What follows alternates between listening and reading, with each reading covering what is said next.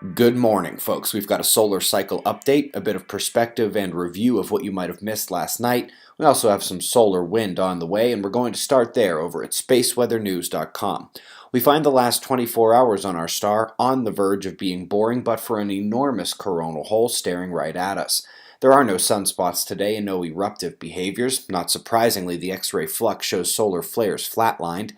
So now let's come to 211 angstroms and get a better look at this coronal hole. It is already magnetically connected to Earth, Alphen waves 2. Its solar winds due at Earth tonight or tomorrow morning and will stand out clearly against low-intensity streams here now. Geomagnetic conditions should intensify as we enter the week. Let's take a long-term look at the Sun and its sunspot cycle. We have not yet bottomed out in all likelihood in terms of the sunspot minimum, putting late 2019, 2020, and even as late as early 2021 in terms of when sunspots are expected to return once again.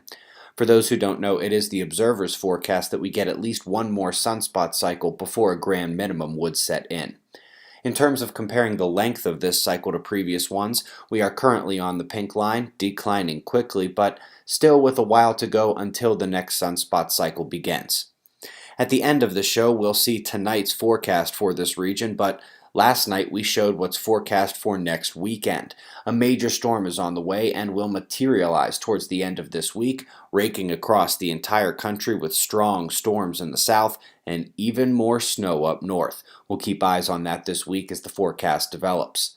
Late last night, we released a little dark matter do-si-do and saw how easy it is to understand what different press releases are saying if you begin putting things in the larger picture.